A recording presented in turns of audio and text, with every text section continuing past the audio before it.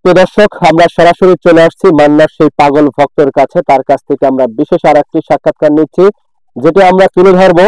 তার সাথে এমন একটি ঘটনা ঘটে গেছিল মান্নার সিনেমা দেখতে যেয়ে। তো সেটি আপনারা আমরা ভিডিওর মাধ্যমে তার মুখ থেকেই শুনবো।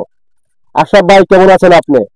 আলহামদুলিল্লাহ, খুব ভালো আছে। আপনি ভালো আছেন? হ্যাঁ, ইনশাল্লাহ। আচ্ছা আশরাফ ভাই, আপনার যে আগের একটা ভিডিও ছাড়ছিলাম জি জি। যে আপনি মান্নার সিনেমা ছাড়া কোনো সিনেমা দেখেন না, না, দেখিনি। তো যাই হোক, আজকে আপনার কাছ থেকে আমরা আর একটা ভিডিও নিতে আসছি, যে ভিডিওটা আমরা আপনার কাছে জানতে চাচ্ছি। মানে আপনি বলছেন যে সিনেমা যে দেখার জন্য আমার জীবনে একটা দুর্ঘটনা ঘটে গেছিল, মান্নার সিনেমা দেখার যে সেই দুর্ঘটনা একটু শেয়ার করেন আমাদের কাছে, কি হয়েছিল?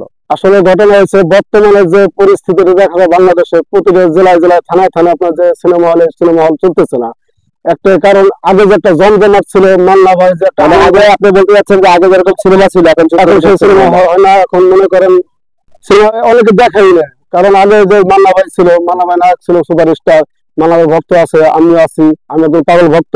আর মান্না ভাই যে আপনার একটা ছবি, শত্রু শত্রু খেলা ছবিটা, সেই ছবিটা দেখতে দেওয়া, এই দেখেন আমার হাত গ্লাসের উপরে কেটে, আমি সেই ছবিটা দেখেছি। এবং কি হাত কেটে গেছে, তারপর আমি ছবি ছাড়ি। আমি মান্না ভাই এমন একজন ভক্ত, মান্না ভাই ছবিটা দেখে আসছি। মানে আপনার হাত কেটে গেছে, তারপরে তারপর আমি ছবিটা দেখে আসছি। মান্না ভাই আমার প্রিয় নায়ক ছিল, প্রিয় মানুষ ছিল। মান্না ভাইকে আমি মন থেকে ভালোবাসি, তাই হাত কেটে যাওয়ার পরও আমি ছবিটা দেখে আসছি। আচ্ছা, মানে এই সিনেমা দেখতে যে আপনার হাত কেটে গেছিল? জি জি। আচ্ছা, তো এখানে কি হয়েছিল? সেলাই লাগছে দেখি। হ্যাঁ, সেলাই লাগছে, প্রায় 11টা সেলাই লাগছে। প্রায় 11টা সেলাই করতে। তারপর আমি সেই মান্না ভাই ছবিটা দেখে যে নায়ক মান্নার সিনেমা দেখতে যে এই ভাইয়ের প্রায় হাতটা কেটে যায়। কিভাবে কাটছিল এটা? আপনার টিকিট আনতে যে গ্লাসে আপনার কেটে যায় আর কি। টিকিট যখন কাউন্টার কাটতে গেছিলেন তখন একটা গ্লাস লেগে হাতটা কেটে যায়। হাতটা কেটে যায়। আচ্ছা, ওই মুহূর্তে আপনার মানে হাতটা কেটে যায় এবং 11টা সেলাই লাগছে। 11টা সেলাই লাগছে আমার। এটা নায়ক মান্নার সিনেমা দেখতে। আচ্ছা, সেই মুভিটার নাম কি ছিল? শত্রু শত্রু খেলা। শত্রু খেলা। প্রিয় দর্শক, আপনারা ইতিমধ্যে বুঝতে পারছেন যে মান্নার কত বড় পাগল ভক্ত ছিল। এরপরে কি হাত কাটার পরে কি আপনি সিনেমা দেখছেন? দেখছি, হাত কাটার পরেও আমি সিনেমা দেখি, শেষ করে এখনো আপনি মান্নার নিয়ে বাঁচতে আছেন? এখন আমি মান্না ভাইকে নিয়ে আমি ভাবি, সবসময় দোয়া করি মান্না ভাই ব্যস্ত হোক, আল্লাহ তাদের ব্যস্ত হোক।